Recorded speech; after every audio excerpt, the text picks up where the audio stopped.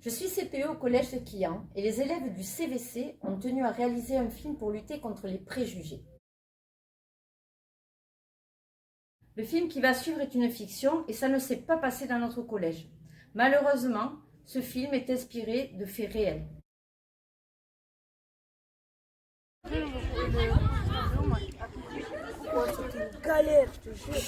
Certaines personnes ont des préjugés sur les autres. Vous avez eu quoi là tout à l'heure? On a eu franchi. Les gars, regardez qui est assis sur le banc là-bas. Venez, on va lui dire un petit coucou. On va le voir. Si j'avais eu des préjugés, 2 élèves qui m'arrivent du 9-3, 2 élèves de couleur, mais imaginez ce que j'aurais pu penser. Oh, il y a les autres qui arrivent.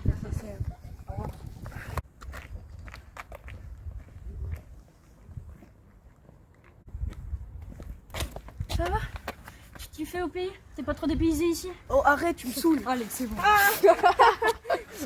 Pour moi, ça aurait été forcément eux les fauteurs de troubles. Forcément eux qui cherchaient la bagarre. Alors, on n'arrive plus à se relever? Feignasse.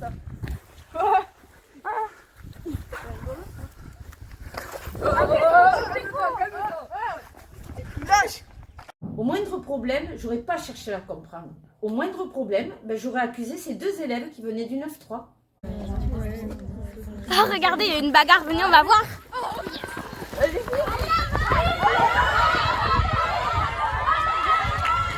À partir du moment où les autres les auraient accusés, eh bien moi, ça m'aurait conforté dans mes opinions. Bonsoir, tu me donneras un jus. Ils sont en train de tabasser Brandon, ils sont en train de tabasser Brandon.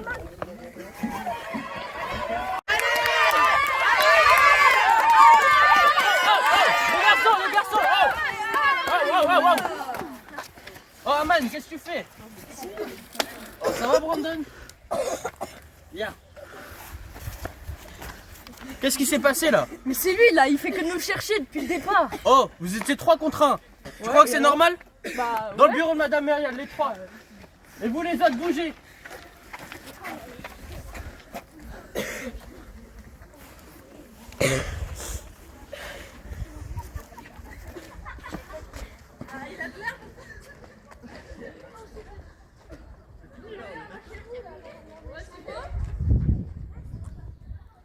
On peut aller très loin dans l'injustice quand on a des préjugés. Bon, alors je vous ai convoqués tous les 4 par rapport à la bagarre. Je pourrais savoir ce qui s'est passé exactement. Parce que là, c'est hors de question que dans un collège, on en arrive au même. Donc je veux savoir exactement ce qui s'est passé entre vous deux. Et vous allez aussi me dire ce qui s'est passé puisque vous étiez témoin, c'est ça? Oui. Très bien, donc je vous écoute.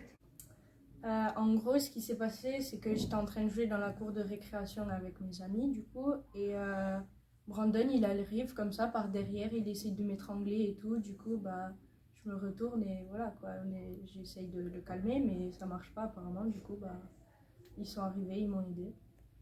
Donc Brandon, si je comprends bien, tu as essayé d'étrangler Aman.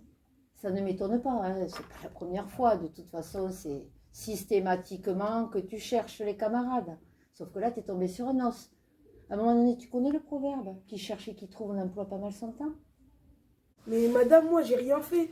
Tous les jours, ils font ça. Quand je suis dans la cour, il vient, il m'embête. Et moi, je fais... Toujours, c'est moi qui a des problèmes après. C'est énervant à la longue. Brandon, mais bien sûr, comme d'habitude. Les témoins, vous avez vu ce qui s'est passé. Donc vous allez m'expliquer qui a commencé, si effectivement c'est Brandon qui est victime, comme il prétend. C'est Brandon qui est venu et qui a commencé à étrangler Aman. Il l'a tapé aussi et du coup nous on a essayé de les séparer. Oui, Brandon il est arrivé, il l'a tapé, puis nous, du coup comme a dit Tia, on est venu l'aider pour pas qu'il se fasse mal. Ah voilà.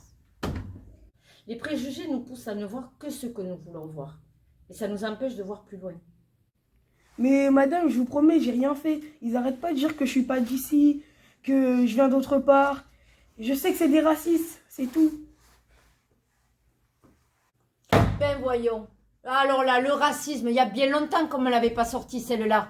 Brandon, sans arrêt, tu es en train de chercher les autres. Sans arrêt, c'est toi qui commences. D'où ils te disent que tu retournes dans ton pays, que tu viens pas d'ici. Tu arrêtes. Tu es un mytho, en fait. Clairement un mytho.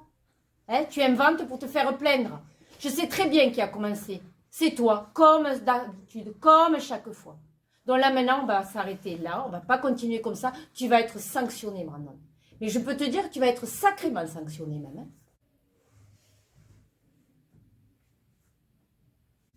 Alors bien sûr, on peut toujours espérer qu'une prise de conscience fasse changer les choses. Bien, bonjour à tous. J'ai souhaité vous réunir pour faire une envie de classe parce que ça ne va pas du tout au niveau de l'ambiance de classe.